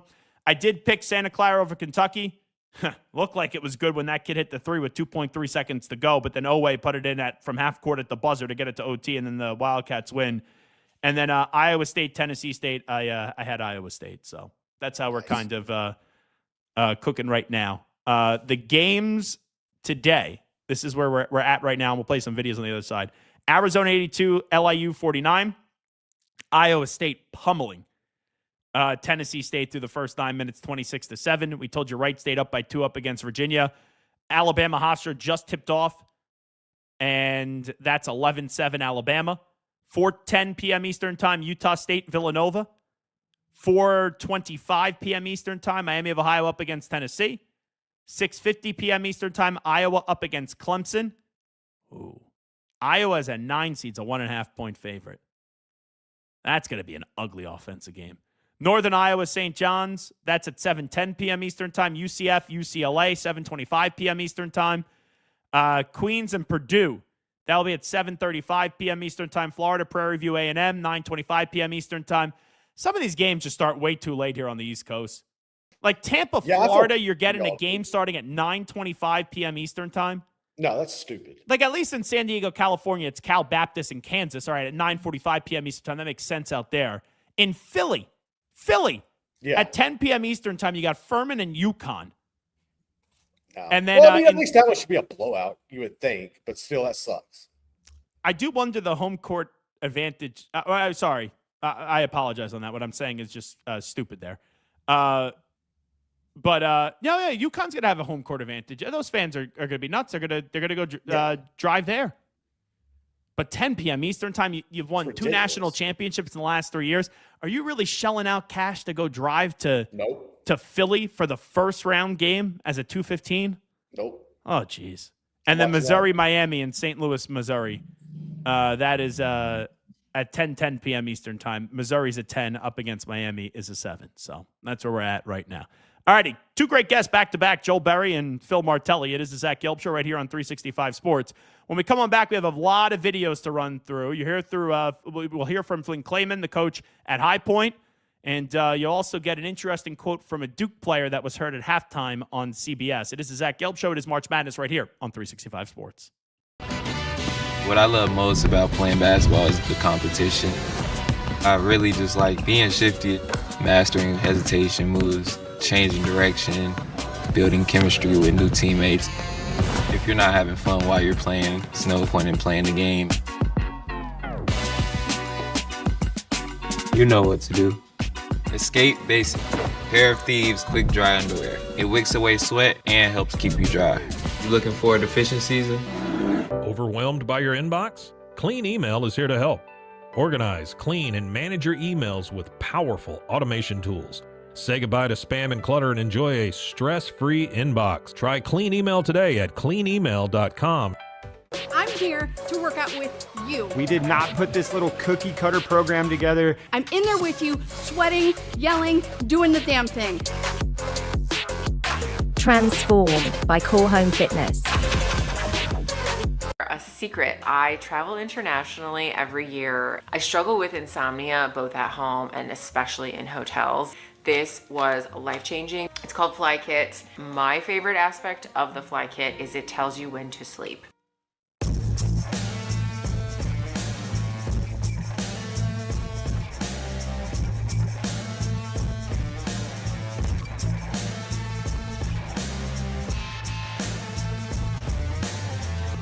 Dude, check out this robe. This is the dude robe. It's perfect for after the shower, gym, or even the beach. This thing is awesome. It also has this super premium towel lining to dry you off right away. Dude, what are you waiting for? Get yourself a dude robe today. At Dreamy, we believe that life can be upgraded in comfort, convenience, and joy.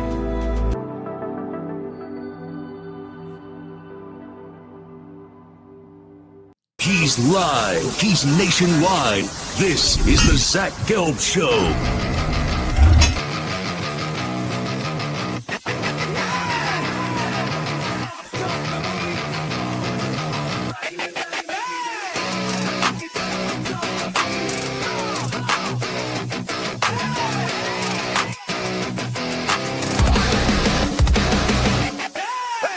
Here's your host, Zach Gelb. So I have something about coaches right now and how stupid they could be on social media. But before we get to that, Garrett, I was listening right here on 365 Sports. I think this was yesterday. Pete Sousa was doing his show. Okay. Pete Sousa doesn't like one coach in the NCAA tournament. Who would that be? Thinks the guy is a bad guy and has not had good interactions with him, which I thought was very interesting. Because I have talked to this coach a multitude of times, and I think he's a very nice guy, and I actually have a good relationship with him. So, and I was surprised to hear this from Pete, too. A, because who the coach is, but B, I can't really see, like, right, Pete Sousa, who does a really good job right here for 365 Sports, but he's also a former communications director. And now he's a college basketball play-by-play TV guy for the ESPN. So usually these play-by-play guys, right? These stereotypical play-by-play guys, they're not going to give you their honest opinions about coaches on the air. Now, Pete is not a stereotypical play-by-play guy, and his journey and his story is interesting. We'll get Pete on one of these days because Pete and I think Pete got the real Zach Gelb experience last time I went on the show. The first time I was good, he liked me. And then we saw each other and met each other at the Super Bowl. We have a mutual friend. So we were bonding over that. But when I went on his show and I was just throwing like bullets and tossing zingers at his staff for the 7,000 emails that I got, he's like, that's a breakthrough moment with Gelb. Gelb's busting balls. Gelb obviously gets it. No crap. Like, not that I invented shit talking, but I do think that I'm a very good smack talker. And just like, I always say this, if I'm not making fun of you, I don't like you.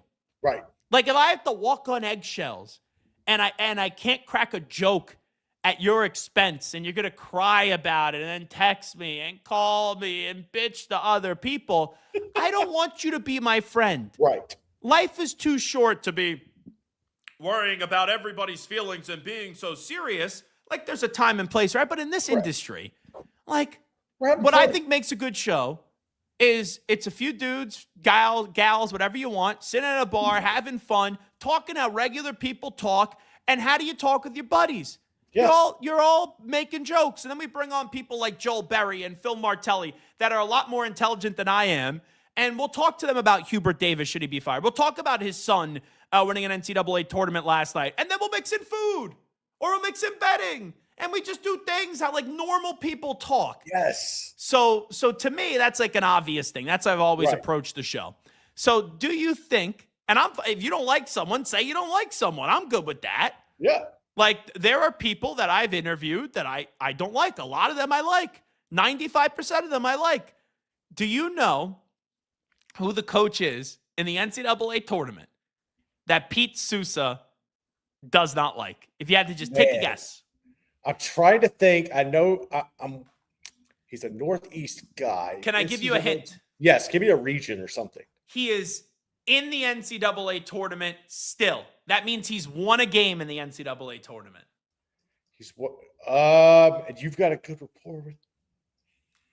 I don't think me having a good rapport with him, you'll know. I'm gonna say Sean Miller. No, I actually have never interviewed Sean Miller. Never. Sean Miller would be a good guest, though. I think I don't know how people feel about Sean Miller. Right. Going back to that whole FBI stuff. But I've never met Sean Miller. I've always liked Sean Miller from afar. I always thought it was funny when he would sweat through his shirt when he was the coach of Arizona. But it's not Sean Miller. Okay. Is it Jamie Dixon? It is not Jamie Dixon. I've never interviewed Jamie Dixon. Am I closer? Hold on. It is a coach that you have mentioned during this show. That I have mentioned. You mentioned him earlier in this show. Grant McCasland? Not Grant McCasland. Not in the Big 12. It's a coach you have mentioned earlier in this show, and you talked about their donor base. Oh. Fuck. I'm going brain dead, dude. Tell me. Mark Pope. Okay. Pete Sousa does not like Mark Pope. He said he just never thinks he gives him an honest answer.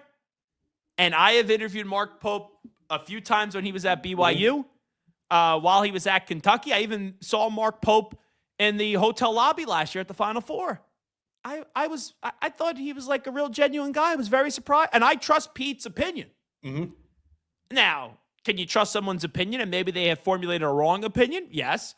Maybe since Mark Pope and I he's been on the show a bunch, and I always think he's been honest with me and he's been fun, and he loved my Backstreet Boys rejoin that I used to have, like with the Zach is back, all right. He loved that. So maybe because he liked what I do, that's why I like him. Maybe but so. I had when I was watching this the other day, and I heard this from Pete's mouth, I was like, oh, I like that coach. Oh, I wasn't expecting that from Pete Sousa. So maybe we have to get him on and get a further we need deep some dive. details. We need some details. We need to button things up, Button up. do some serious reporting. Zach Walters here with you on 365 Sports, and we got to make sure we got to find out what is going on with Pete Sousa and Mark Pope. You could go F yourself, San Diego. Oh my God. That was good. That was Big actually one. really good. Big one for Mark Pope at Kentucky and over. And I had Santa Clara. I had no belief in his Kentucky team. I saw them up against Buckyball with A&M. They were good for the first 9 minutes, and then they just got run out of the gym, and it was a pathetic performance. So for that kid, Owe, who's a good player, Tego Owe, to hit that half-court shot, once you get into overtime and you hit a shot like that, I usually do feel like momentum carries over. Right. But that's a tough one. Tough one for Herb Sendek, who's been doing this thing for a long time. And he actually coached, I was trying to think, sometimes you interview a coach and you go, why did I interview that coach? Right, yeah. And I saw Herb Sendek and I go, oh, I've seen that. I've interviewed him.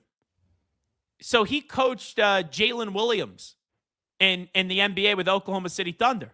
Okay. And I guess last year when they won the championship and he had that unbelievable NBA Finals and really playoffs, I said to myself, oh, that's a fun story.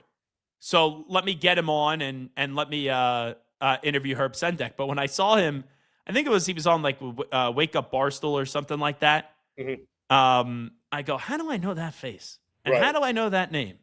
And then it obviously made sense. Or maybe it wasn't Jalen Williams. Who was the because Jalen Williams played at Arkansas. Who was the player last year? Hold on. Let me just look at the roster. Because when I said Jalen Williams, I don't think that name is right, if I'm just being honest. Just real quickly. Oh, there's two. That's right. There's two Jalen Williams on the roster. It is the Jalen. He went to Santa Clara. He was their 1-2 punch last year. And then when I typed in Jalen Williams, I'm like, let me just make sure that I got this right. When I said it brought up the other Jalen Williams that's also on the roster that went to Arkansas. All righty, Zach Gelb here with you on 365 Sports. Now, a coach I want to bring up, and I see this trend often, Garrett. Do you feel like now we give more credence to fake news on social media than ever before? I think, unfortunately, we give more credence to it everywhere than ever before. So, like, fake news has become such a popular term because of President Trump. But in this case, Facebook now. Oh, every time you go, but every time you go on Facebook, it's like so and so died, and like today, Chuck Norris died. Yeah. So I saw that on Facebook. I go, that's a hoax. That isn't real. Then when TMZ has it on Twitter, I go, okay, that's real. Rest in peace to Chuck Norris, obviously. TMZ, I kind of think have perfected death. Like, I don't believe anything. Anyone died a famous person until I see it on TMZ, just because of how much fake deaths there are on social media. But I kid you not, like every day I'll go on, like last week I went on Facebook. Vince Papale died. I go, oh my God. Like, I know Vince. And then I'm like, this can't be real. Right. And it's not real. So I think someone said that Mean Joe Green died today. So, okay, Pete, I was doing Pete's show with him earlier, Phil, and he had mentioned that, but I have not seen it anywhere. So I've never said anything. Mm-hmm. But so I haven't. So I haven't seen it either. Right. You want to know how I saw it today? How? So Pete was talking. That's funny. Pete was talking about this. The general, John McClane. He tweeted out. Let me get the exact tweet up there. Well, if he did it? Well, no. Okay. He tweeted out refuting the whole thing. Okay, good. He was like, I forget what it was, but he was like, Joe Green is alive and well and still kicking. Like, we need to do something. In this world, when people say that they die, I'm laughing because when I type in Joe Green, who's the first person that pops up? It's TMZ, and I'm like, oh my God, did I get this wrong? Is he really dead? And it goes exclusive. NFL legend Mean Joe Green is alive, Steelers say, after online death hoax. I interviewed Mean Joe Green once, and he went off. I forget who, it may have been Juju Smith-Schuster, and the way that he acted after a playoff game or something. But this thing, like 700, 800,000 views, because he is, right, the Pittsburgh Steelers football. Yeah, so Mean Joe Green isn't dead. But so, like, when it's death, it's different, right? Yes. People report death, and if it's wrong, like, that's like the worst thing that you could do. Right. But how many of these college basketball coaches, or just coaches in general, that fall for these fake reporters now? Like, I forget who it was. I think it was Travis Steele, the coach of Miami, Ohio last week. It was reported that he got a job somewhere. I forget where. And Bruce Pearl, who I like, is quote tweeting it. And it's like, oh, congratulations to him, blah, blah, blah, blah, blah. And it's like, it's clearly a parody account. Yeah. Well, Bruce Pearl's also like a boomer, so that makes sense. So Rex Walters, who is a former coach, I think he was last with the Hornets as like an assistant or something. And Rex is good when we get him on. This guy, Simon Charles, who in his account, it says parody. Breaking. Brian Hodgson has informed those close to him that he intends to accept the Providence College head coaching job following a meeting with his USF team today. That actually may be true, but this is a parody account.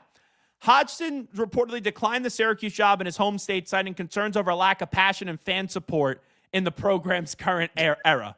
Just be making shit up, dude. So Rex Walters then quote tweet this. I wonder if there was any tampering going on as he was coaching at South Florida. I wonder if the South Florida AD will take the same stance the former coach was talking about with tampering with USF players, because Hodgson had that whole quote about, the tampering that goes on. And it's like, dude, you're making a point because you're annoyed at what he said. Rex, I like you, but you got to make sure that's an accurate tweet. Correct. And that's that's the part. Like, death's different. All right, like, you see something, why would someone post a fake death, but it happens? Right. But, like, these parody accounts on Twitter, how do you keep on falling for them? I don't know. I saw, I can't remember which analyst it was. I saw somebody get got by the No 3 account the other day. Oh, yeah, you seen that one? Yeah. But, dude, you got to be I triple and like quadruple check everything now. Yeah. I just do not trust anybody or anything. Even when you sent me the Ian Rappaport breaking news from a few weeks ago, Stephon Diggs, I'm like, you sure that's verified? You sure that's verified? All right, let's wrap up the show with some videos here. Here's Flynn Clayman over at High Point talking to reporters, or actually talking to the on-court reporter last night. I believe, was it Jared Greenberg? I forgot who it was, about his team's big win. NCAA tournament game, Coach Klayman. It looks pretty obvious to me that high majors need to play mid-majors during the season because they said we ain't played nobody. We played somebody now. How'd you do it? Feels unreal because I know how good of a team we had, but nobody would play us, just like they wouldn't play Miami, Ohio. But they got to play us in this tournament. Coach, you were down by 10 early on. What changed? We just settled in. We settled in. We got a hell of a team. We settled in. That's why I love March Madness.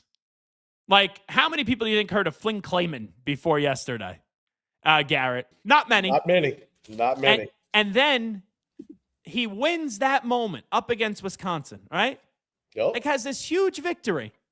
And right away, no one would play us. F you. That's a coach that I'm a fan of. I'm a huge fan of his. Let's get more from Flynn. This was afterwards where he's bringing this up about the scheduling issues that the sport has. Obvious to me that something needs to be done about this non-conference scheduling. High Point and Miami, Ohio are 2-0 in quad one games. We couldn't get games. They couldn't get games. Akron couldn't get games. UNCW couldn't get games. Belmont couldn't get games. We won 22 of our last 23 games, and we didn't move up one spot in the metrics. Not one. We won 22 of our 23. We've won 25 games by double digits.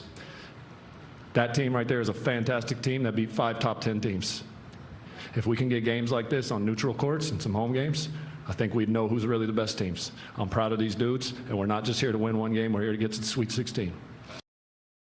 Man, you know who that reminds me of? Reminds me a little bit like Shaheen Holloway when he was at St. Peter's, where they expected to win that game. Little Tobin Anderson S2. Man, that was awesome to see. And then one more. Here was Malik Brown at halftime. This was talking to Tracy Wolfson as Duke was not off to the best start up against Siena.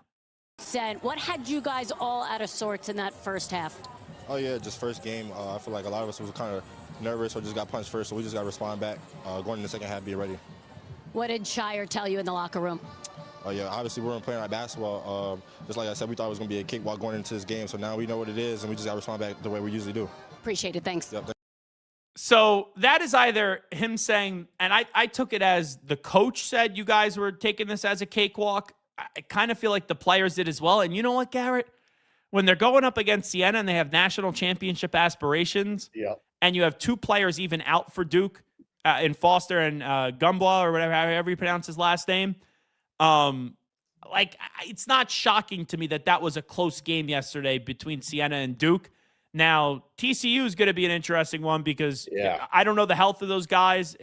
I don't think Gumbwa is going to play, if I'm saying the last name correctly. Foster, we'll have to wait and see. But don't have that repeat itself. You got to come out shooting out of a cannon up against the Horned Frogs.